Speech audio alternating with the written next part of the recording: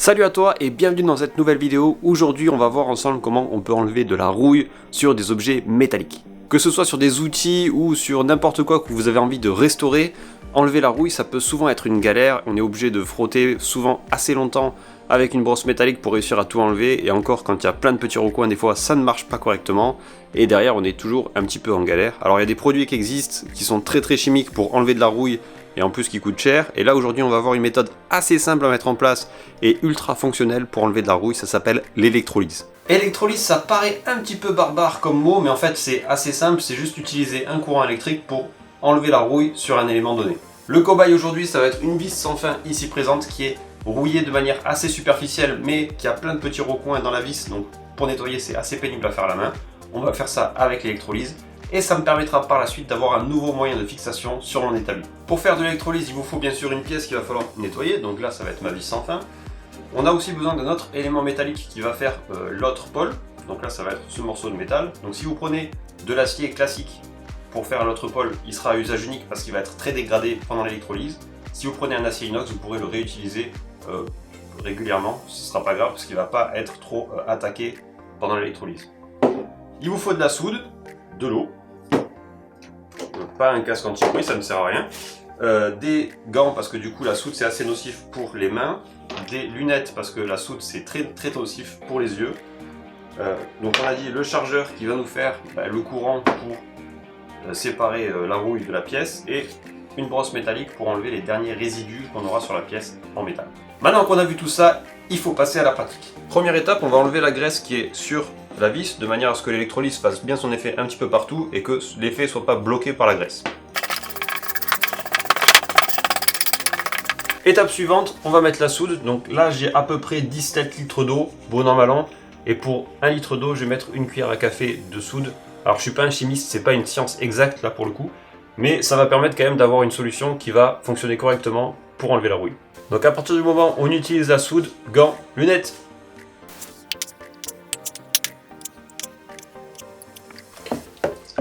Après on touille.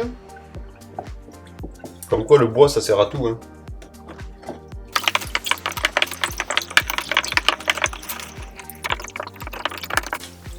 On va laisser un petit peu les cristaux se dissoudre tranquillement. Donc maintenant qu'on a la soude qui est prête, on va mettre les différents éléments à l'intérieur du bain et on va brancher le chargeur de batterie.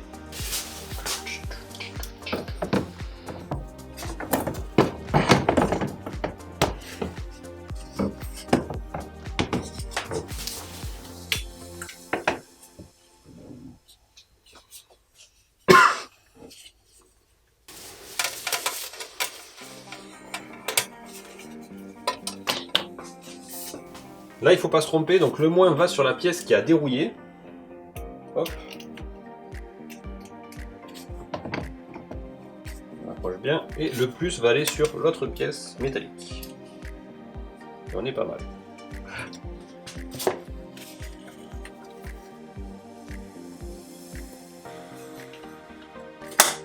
Maintenant, on va régler la position donc, de la pièce métallique qui va servir à faire l'absorption de la rouille.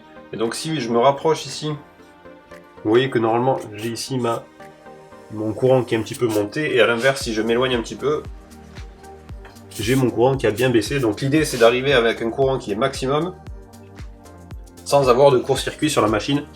Donc là je suis un petit peu au plus près. Si je voulais optimiser un petit peu le courant, il aurait fallu que je mette un petit peu plus de soude, mais là on est pas mal.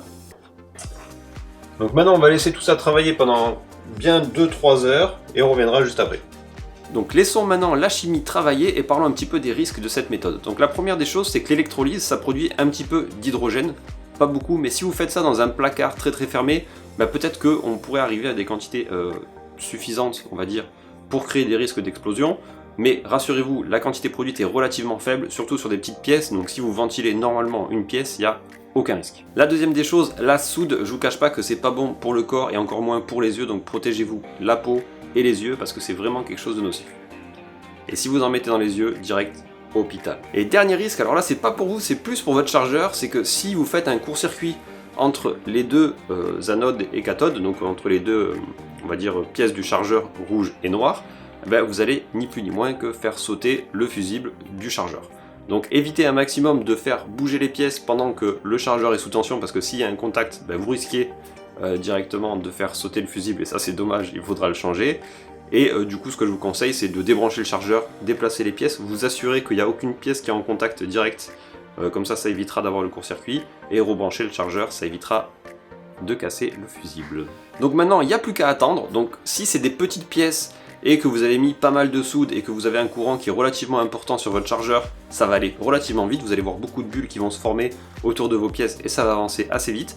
A l'inverse, si vous avez une pièce qui est très grosse, vous avez une toute petite anode et vous n'avez pas beaucoup de soude à l'intérieur de votre bac, ça peut prendre plusieurs heures, voire plusieurs jours en fonction de l'état de corrosion de la pièce, mais ça finit toujours par marcher. Donc maintenant que je vous ai raconté tout ça, on va aller voir le résultat. Donc maintenant on va pouvoir enlever tout ce qu'on a mis précédemment et voir le résultat. Donc là il y a à peu près 4h30, 5 heures de nettoyage. Donc là on voit que cette partie là, elle a bien morflé. Donc c'est normal, c'était l'objectif. Donc c'était, je sais pas ce que c'était comme acier, et puis en plus il y avait de la peinture et tout, donc ça a quand même marché. Et la partie qu'on voulait récupérer, c'était celle-ci. On constate que c'est plutôt propre. Je vais vous montrer ça tout de suite. Et on va pouvoir faire une première analyse. Hop. Voilà la pièce de plus près. Donc ça c'est le côté qui était le plus proche, on va dire, du plus. Donc c'est, on va dire, le côté qui a été le plus nettoyé. Là ensuite sur la partie qui a été mobile, elle n'a pas été très bien nettoyée, dû au fait que on n'avait pas directement le contact, du moins sur cette pièce là, donc c'est un petit peu moins propre. Et encore qu'en frottant ça partira. Et on voit que de l'autre côté, donc ça c'est le côté où du coup il n'y avait pas du tout la partie moins, et c'est un petit peu moins propre aussi, mais globalement si on frotte, on voit que toute la rouille part, donc c'est une bonne nouvelle. On va faire ça au chiffon et on sera bien. Donc on va frotter encore un poil et on devrait avoir un bon résultat.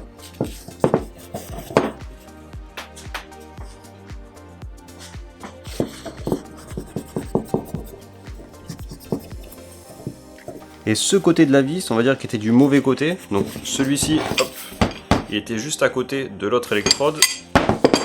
Ce côté-là, il l'était pas et on voit que c'est quand même beaucoup plus sale. Donc ce que je vais faire, c'est que je vais le remettre dans le bain et on va refaire l'expérience jusqu'à ce que ce soit bien propre. Donc ce qu'on va faire, c'est que je vais laisser encore baigner bien 4 heures. Je ferai aussi l'autre côté, histoire que tout soit bien nickel, et on se retrouve juste après.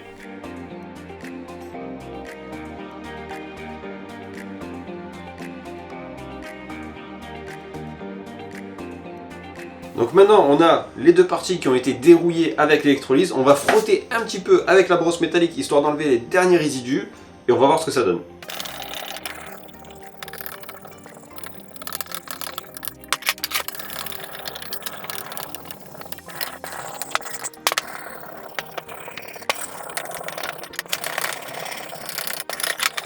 Donc voilà le résultat final après un petit peu encore de travail. Donc j'ai frotté avec la brosse métallique et j'ai fini avec du grain 400 histoire d'enlever les dernières irrégularités, on va dire, qu'il y avait.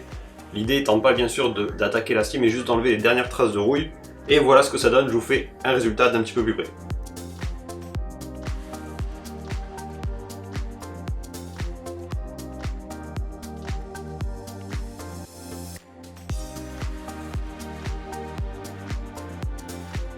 Comme tu viens de le voir, l'électrolyse c'est pas quelque chose de compliqué à mettre en place, il suffit juste de se lancer.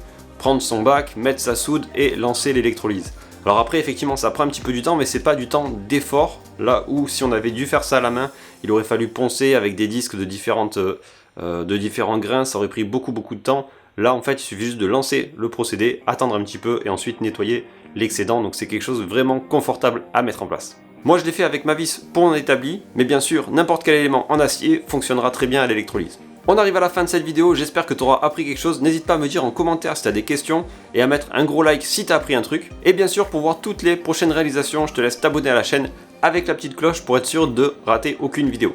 Je te dis à la prochaine, ciao ciao.